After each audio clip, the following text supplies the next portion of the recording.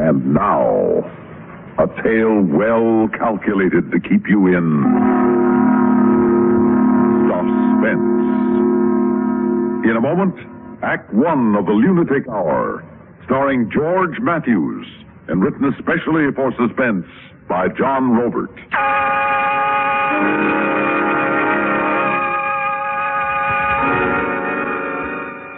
It's no good for a man to outlive his guilt.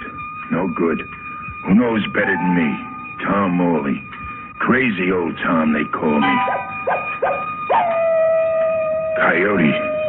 There's more of them critters out on our prairie here than there is people in San Ventura. San Ventura, population 638.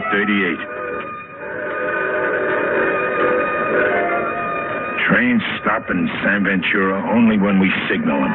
When I signal them. I'm station master here. This time each year, I'm wanted by trains. By one in particular. Yes, crazy Tom Morley's haunted, all right. Because that's what grief and guilt will do to a man. In fact, when I see a devil risen before me now, hear him talking to me.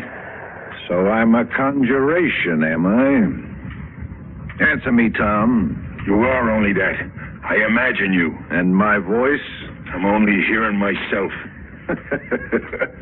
You're in bad shape, Tom. Put out your foot. My foot? So I can give you proof that you see what you see. With all my weight. Ow, ow, ow, my foot! Ow. Am I as real to you as the ache in your foot? I can't stand anymore. We've things to recall together, Tom Morley. What things? Things like you murdering me. Have you forgotten the old 1155? How could I ever forget it? Then say my name. Say it! Gully Reeves, engineer at the 1155. You see, I do remember. The rail was split at Jericho Bend, but you didn't signal me to stop. No. They found Gully Reeves in a hollow of Jericho Bend, with his hand on the throttle still. Still engineer the train, dead as I was. The van fell into the hollow. The other cars stood hard on the tracks, and every life spared. It was bad, Gully Reeves, but not as bad as it could have been. It was a lucky night for others, but a black night for me. I died when no man should. When no man should, Gully? On the eve of the day I was to marry. Oh, Jenny. Yes, Jenny. A man can't offer his corpse in marriage. You cost me more than life that black night, Tom. What payment are you here to take from me? Live through this week and see, old man. Then you'll know your punishment.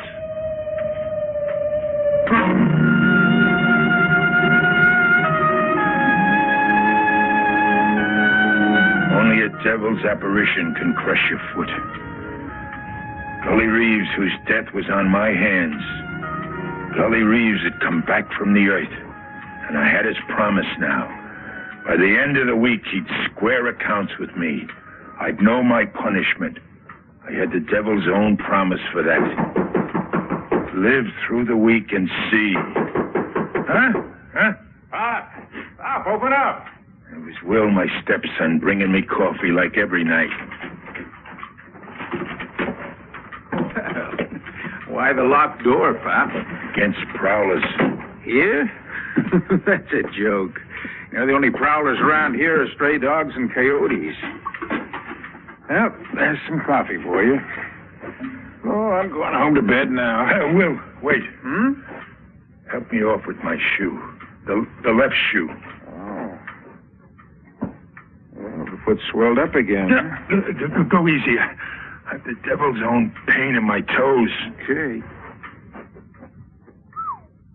Wow, it certainly is swollen. Pop, take your sock off and let's see. That foot didn't only puff up. No? The toes are blue. Pop, that big one looks crushed. A crate fall on it? It wasn't a crate. Well, what was it? It was Gully Reeves. Gully Reeves? He spoke to me. He spoke to you and invited you out of your mind. Well, son, I'll swear. I saw him like I see you. But don't call me son.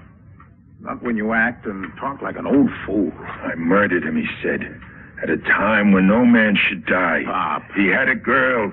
Jenny promised to him. Pop? There's a telegraph message coming in. Well, Pop, if you're up to it... Take it for me, Will, huh? Okay. And it says the 11:55's due by...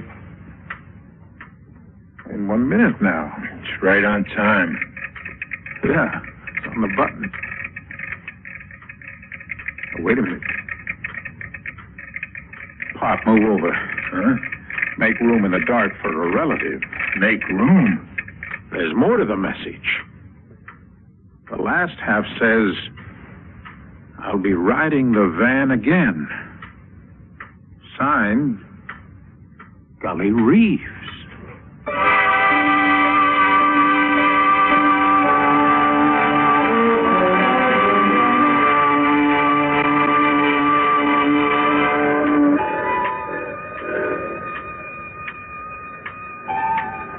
The 11:55.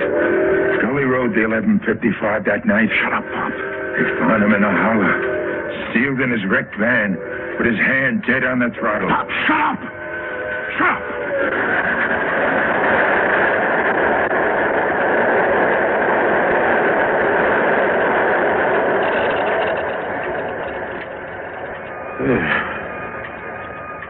It's gone. You know something, Pop? Yes, Will. You're like something contagious. Stick close to you nights and I'll be just as crazy as you. Sorry, son. Just then, with the 11:55 clearing the station, you know what crazy thought flashed through my mind? This is the anniversary week of the wreck of the old 11:55.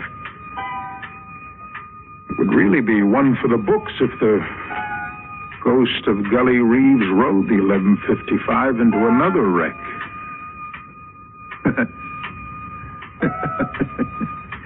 How about that, Pop? I had the same thought.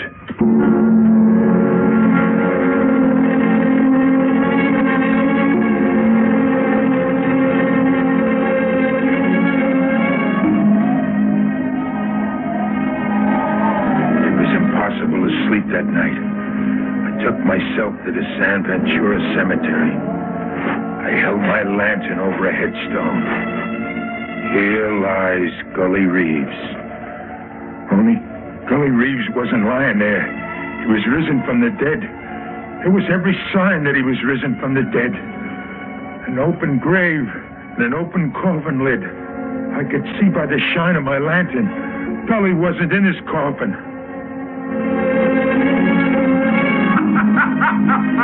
And then I could hear his ghost laughing. You came to see with your own eyes whether I was in my coffin or not. That's smart of you, Tom. Gully? On the path. Plain in the light of your lantern. See me? Yes. Live through the week and see. And since you're here to visit the dead, why not take yourself over to Jenny? To Jenny? 5 graves from mine. Count 5 graves from here. Go on. Ask Jenny to tell you how she died.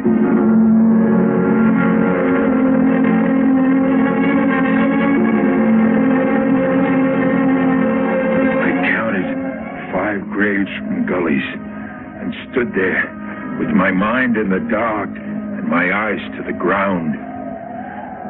An open grave, this one too. But the lid of the coffin was closed. Closed, but opening before my eyes. I watched a specter in white rise up. Tom Morley? Are you Tom Morley? I am. Gully sent you to me? Yes, to ask how you died. He said, how did you die? In my wedding gown. I was fitting it to wear for Gully when the news came that night. It was a tragic hour. A black, tragic hour. See my gown, Tom? Your gown? My bridal gown. I wore it to my grave for Gully to admire. Isn't it beautiful?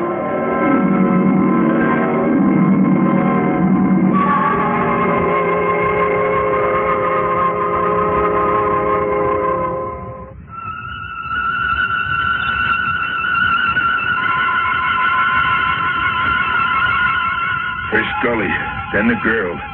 Jenny herself back from the grave. My neglect buried Jenny. I sent her to doom instead of her wedding, in a gown she was proud of, even in death. And Gully, well, he kept his promises. I knew he'd do. Rode the 11:55 for the anniversary week. And always with a message from me at 11:54, just 1 minute before. I'll ride the van of the 11:55, Tom Morley. Look to the rail at Jericho Bend. Look to the rail. Look to the rail. Gully meant to ride the 11:55 to his death again.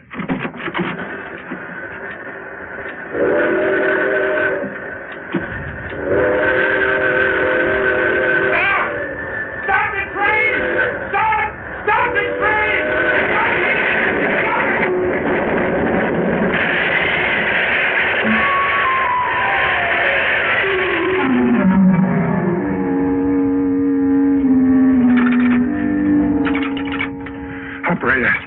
Operator, this is Tom Morley, station master at San Ventura. Operator, a terrible thing. The 11:55. Operator. Will? What's got you going now? Will, you telephone for me.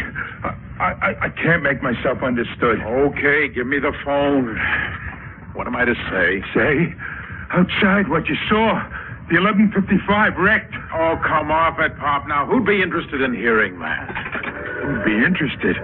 Will, do you know what you're saying? Pop, you're a maniac. You worked hard at becoming one, and you finally made it. What's all this malarkey about the 11:55? Why, it's a wreck. Gully Reeves, a ghost engineer on a ghost train. Sure, Pop, sure. Look, the wall clock's behind you. You see what time it says? 11:54. It's only 11:54. Right. Here's the 11:55 now. Right on time.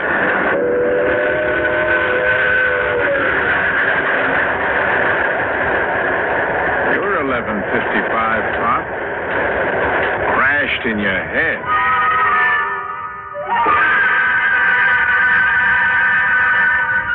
A saner mind than mine.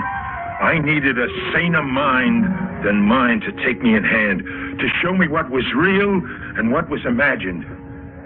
Mr. McHale, the town supervisor, I pleaded with him and he came back to San Ventura Cemetery. This hallucination, Tom. The engineer Gully Reeves, risen from the grave, and the late Jenny Ives standing up in her coffin. How long has all that been bothering you? 10 years, Mr. McHale. Since the day Gully was killed. Mm-hmm. And the spirit visitations? Oh, only these few nights. This week. This anniversary week. Anniversary? The wreck was 10 years ago this week. Oh, I see. Which of the two graves? Over here is Gully Reeves. This grave. This grave? It says Gully Reeves on the gravestone. I'll hold the lantern to it. Do we see different things, Mr. McHale? Well, I see an open grave. An open grave and an open coffin.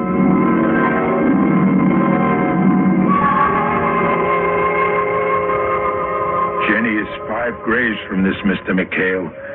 Count 5 graves. 5.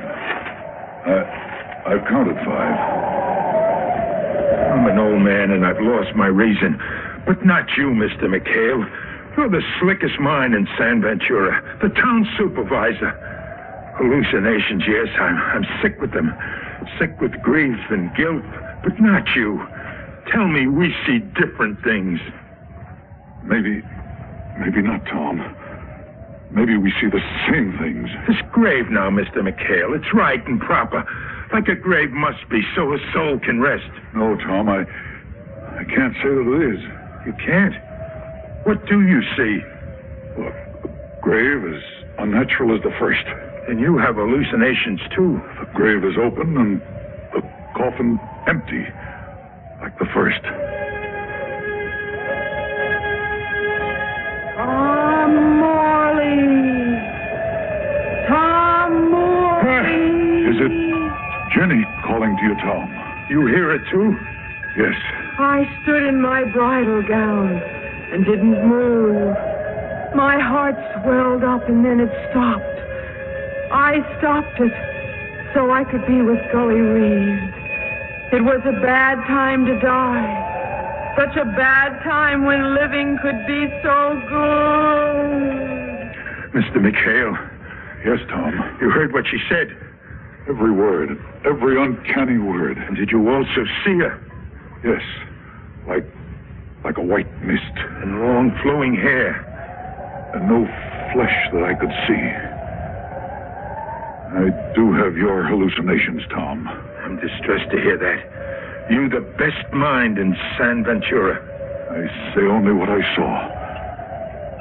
What was it that Gully promised you? Another wreck of the 1155. Gully would once more ride the van into the hollow of Jericho Bend.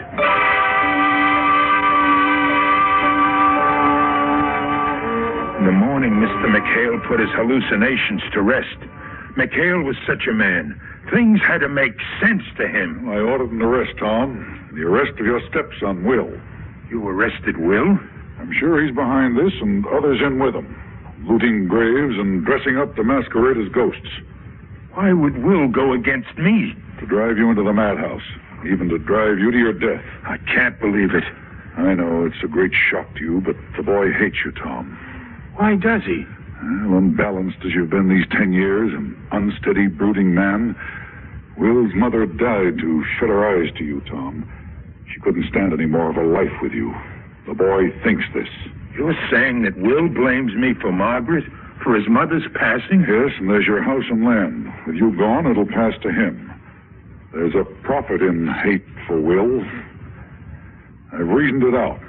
Now, let's see what the ghosts will do.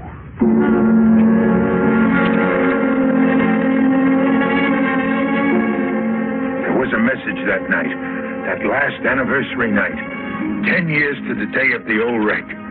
It said, look to the rail at Jericho Bend. This time I would. There would be no negligence this time. I saw what I hadn't seen 10 years before.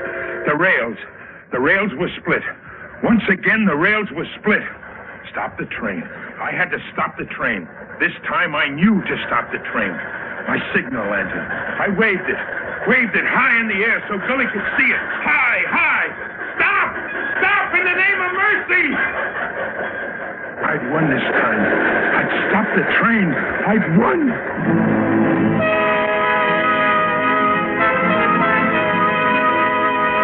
I awoke from a long sleep in the outdoors with someone standing over me. Mr. McHale? Yes, it's me. Did I faint? Died, I thought, these last 10 minutes, Tom. Hardly a pulse to you, hardly a breath. Like your heart had stopped. Stopped? The 1155, Mr. McHale. The 1155. 1155 came and went. Came and went? You signaled it to stop, and it stopped. It's gone now. The train can't wait on an hallucinating old man. But the rail at Jericho Bend, it was split. I saw that with my own eyes. Train took the bend with nothing wrong. But I saw it. Come, I'll show you. Here at the bend. Come see. Well, I'm here, Tom, waiting to be shown. Oh, the rail is fine now. What I saw, I didn't see. Except in your mind. Yes, in my mind. And what I see now, only I see. Now? Now what? Even now, I see things the devil directs me to see. I see things invisible to you. What do you think you see now? In the ground there in the hollow, if you have eyes for the dark, Mr. McHale, I see a body, a lonely body in the night. But you don't see the dead, Mr. McHale. It's only for me to see. No. We see the same things again, Tom. A dead man? You see a dead man, too? A dead man, yes. It's Gully Reeves, dead where he died before. No, Tom, not Gully. We've a strange corpse in this one. A man who died tonight. Tonight? Blood soaked in his clothes and in the dirt. See? And still bleeding. The old dead don't bleed, Tom. And the old dead don't wear police handcuffs. Police handcuffs, you say? See, on his wrists. And a bullet hole in his head. See? This one was shot to death.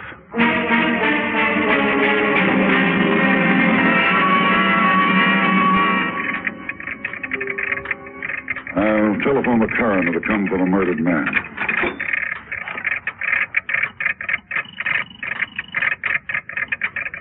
Oh, operator. Mr. McHale, wait. Wait with the telephone. It's Gully on the wireless again. Oh, Gully, is it? Let's not go through that again. I'll take the message, Tom. What is the message, Mr. McHale? An awakening. I'm beginning to understand things. And I owe your stepson Will an apology. An apology to Will? Yes, the looting of the graves and all that dressing up to make you see ghosts. It wasn't Will's doing. His scheme against you, as I'd reasoned. Will had nothing to do with it. I was wrong there, dead wrong. The message told you that? No, but I know that now. I put it all together. It was a message from a detective who was on the 1155 tonight. He lost a prisoner he was escorting to the state penitentiary. Chip Stavago, a convicted man. The message says we're to look for a short man, bald, wearing a dark suit, and handcuffs. Handcuffs? That's the murdered man out there. Now listen carefully, Tom. This pair, Floyd Maxson and his girl Sally, they had worked up a scheme to board the 1155 and seize a prisoner being taken to the state pen. One Chip Stavago. They were out to seize DeVago from under the nose of the detective accompanying him. Seize DeVago and murder him. Which they did. Now, is it clear so far? Clear. All right. San Ventura was the place they picked to stop the 1155, climb aboard, and snatch DeVago. You were to stop the train for them, Tom. That's how your hallucinations came about. Now, the killers, Maxson and his girl Sally, were the source of your hallucinations. Now, they obviously knew about you. How you felt about that wreck of 10 years ago, how it preyed on your mind, your sense of personal guilt about it. Now, they worked on you all this anniversary week when you were most susceptible. They played on your imagination, made you hear voices, see ghosts, all to get you to stop that train tonight. Mr. McHale. Yes, Tom? That story you were telling me about people scheming against my sanity, I'm asking you to tell it to me again. Sure, but not tonight, Tom. Your mind's been burdened enough for one night. Tomorrow, when the anniversary week is over and Gully Reeves isn't in your thoughts. Tomorrow, Tom, we'll go over the whole thing again tomorrow. Suspense. You've been listening to The Lunatic Hour, starring George Matthews, and written especially for Suspense by John Robert. Suspense is produced and directed by Fred Hendrickson. Music supervision by Ethel Huber. Heard in tonight's story were Les Damon, Donald Buca, Rosemary Rice, and Dick Keith. Listen again next week when we bring you With Murder in Mind, written by Erwin Lewis. Another tale well calculated to keep you in suspense.